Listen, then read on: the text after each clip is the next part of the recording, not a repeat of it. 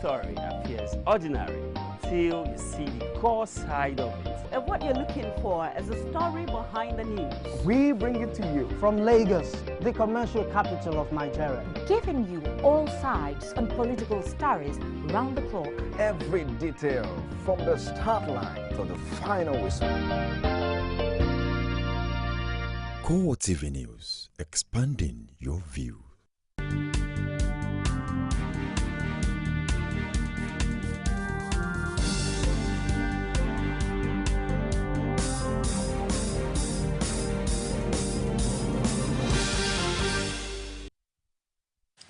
Hello again, I am Nifemi Oguntoyi with the CoreTv News this hour. Speaker of the Adamawa State House of Assembly, Amodu Umaru, has been sworn in as acting governor for the next 3 months. This followed the sacking of former governor Murtala Yako, who was indicted for gross financial misconduct.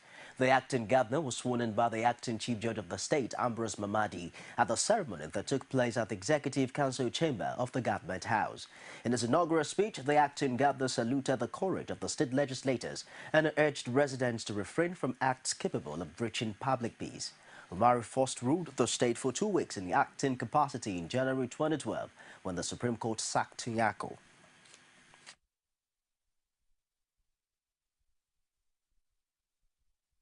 The task before this government is enormous given the level of decay Adamawa State has witnessed in the past several years.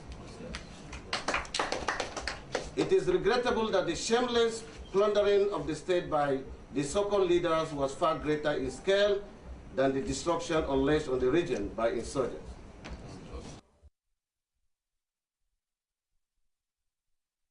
Meanwhile, one of the leaders of the All Progressives Congress APC, Bukola Saraki, has described the impeachment of Yako as an assault on democracy.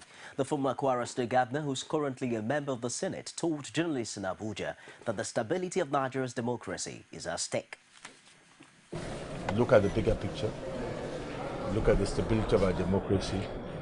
And look what, because it's not only Adamawa. I hear that now Nasarawa has been served and 3 other states will be served. We're all going to ask ourselves whether this is in the interest of the bigger issues addressed in this country now that need unity. The issue of, major issue of security, the issue of poverty, and I think some of these issues, because there's a very fine line. Some of the issues before the governor of Nasarawa can apply anywhere. And I think we really need to be matured about our democracy and look at the bigger picture. I think with 6 months to election, honestly, this to me, I don't think this should be the priority. And I think that all of us that love this country, we really need to talk to ourselves and let us put the issues that Nigerians are more concerned about before us and not dissipate our energy on issues that will divide us, overheat the politics, and create problems for ourselves. The issues before us are, we all talk all over, is how do we improve the lives of our people, how do we provide security for our people, and I think those are the issues that matter now. And those who are, beating the drums, I think there's need for them to know some of these things might come back to haunt all of us. There's need for us to show maturity. Suspected co-mastermind of the Yaya bombing has been extradited to Nigeria from Sudan. British-born Aminu Oguche was flown into the country in a presidential jet and accompanied by Nigerian members of Interpol. The bomb suspect looked subdued as he walked down the plane between 2 operatives with his hands cuffed. Oguche, who was previously in the Nigerian army, fled to Sudan shortly after the bomb attack in the bus terminal in April, but was arrested within days. Nigerian authorities are glad that the terror suspect is now back to answer for his alleged crimes.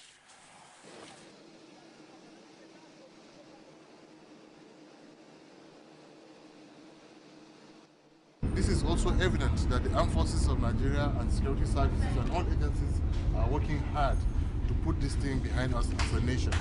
So therefore, it is time for all of us to come together, stand with our people, stand with our government, stand with our armed forces and the security services, so that we can build a peaceful, united, progressive and prosperous country once again.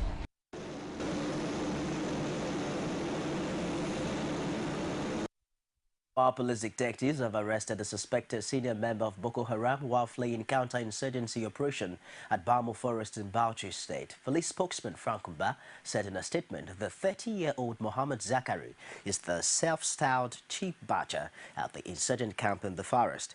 He's said to be responsible for the recent slaughter of 7 people, including women and children.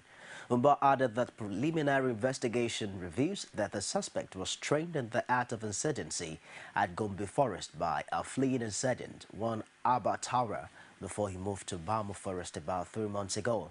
The police say they actively participated in the April attack against customs officers at Kerry town along Maiduguri Road in Bauchi State.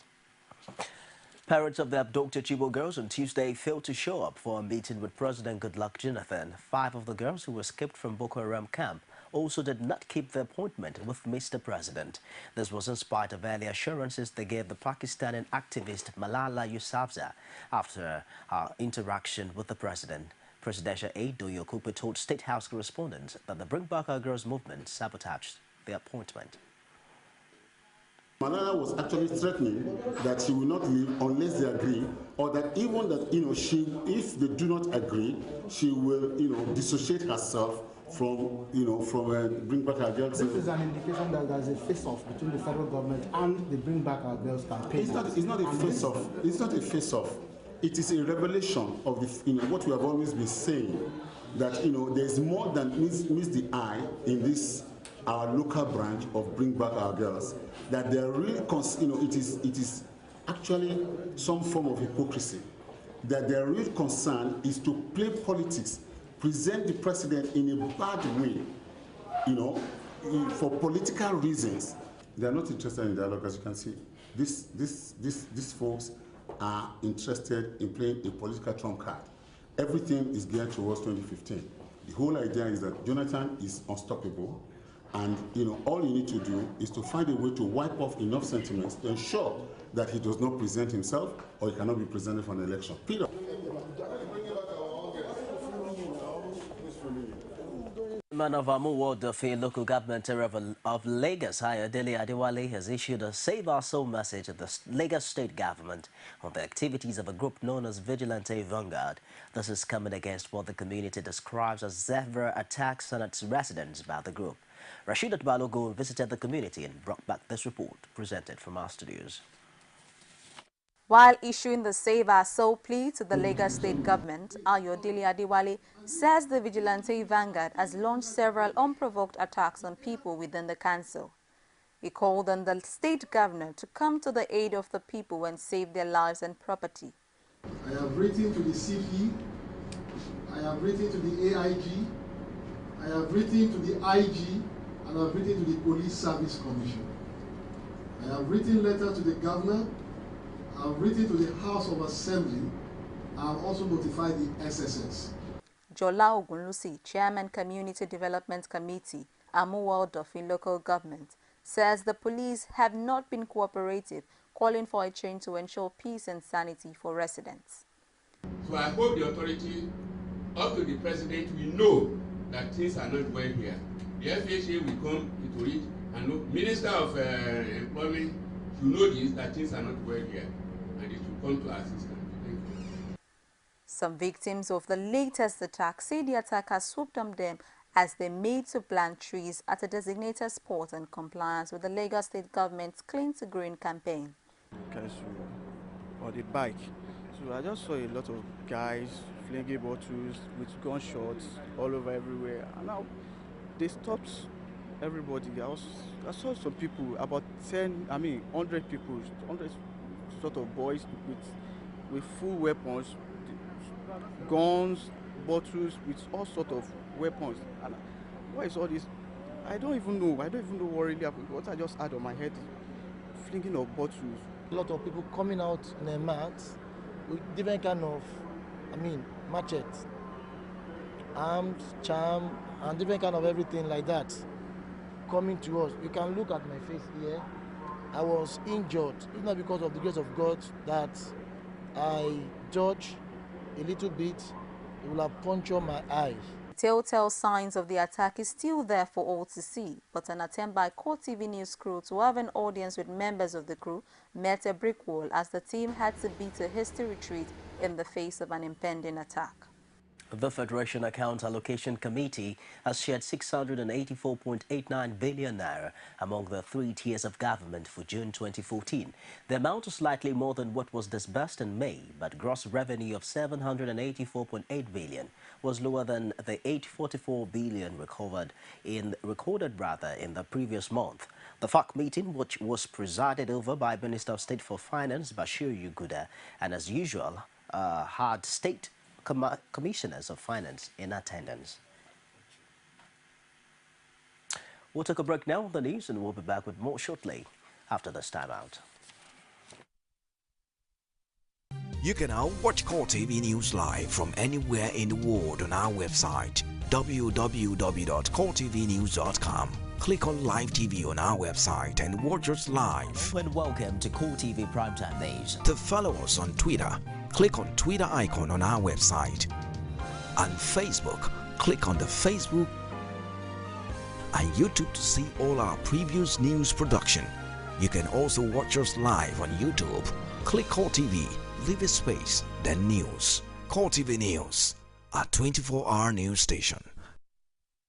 Nigerians continue to travel the city of Lagos. There is still a poor level of Be the first to know from the north, south, east, west, and around Africa. We break the news. one Nigeria. Now you can catch all the actions live as the news breaks. We are CoreTv News. Welcome to CoreTv, a 24-hour news station. Thanks for being there. United States Secretary of State John Kerry has warned of great risks of spiraling violence in Gaza and called on Arab nations to push Hamas to accept a ceasefire. Kerry says he has decided to cancel a planned trip to Egypt and return to Washington in order to give a Cairo-brokered ceasefire on Gaza conflict some time to work. He urged Arab nations to push the Islamist Hamas movement to accept the deal, which it has so far rejected despite approval from Israel's cabinet.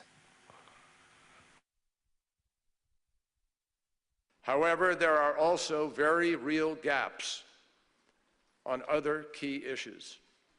And what we are trying to do is find a way for Iran to have an exclusively peaceful nuclear program while giving the world all the assurances required to know that Iran is not seeking a nuclear weapon. What is happening there and in the potential of an even greater escalation of violence. We don't want to see that. Nobody does, nor does Israel. But Israel has a right to defend itself. And it is important for Hamas not to be provoking and purposefully trying to play politics in order to gain greater followers for its opposition and use the innocent lives of civilians whom they hide in buildings and use as shields and put in danger. We urge all parties to support this ceasefire. And we support and we ask all the members of the Arab community, as they did yesterday at the Arab League meeting in Cairo, to continue to press to try to get Hamas to do the right thing here, which is cease the violence, engage in a legitimate negotiation, and protect the lives of people that they seem all too willing to put to risk. Prepared. President Obama has said this again and again, to do everything in our power to help the parties come together, to work to create a climate for genuine negotiations, to be able to deal with the issues that truly separate these parties.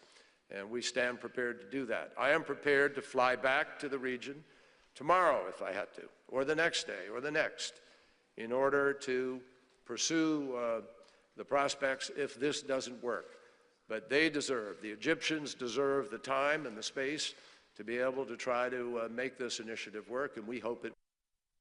And that's it on CoreTv News this hour. Join us again at the top of the hour. I am Nifemi Oguntoye. Thanks for being there.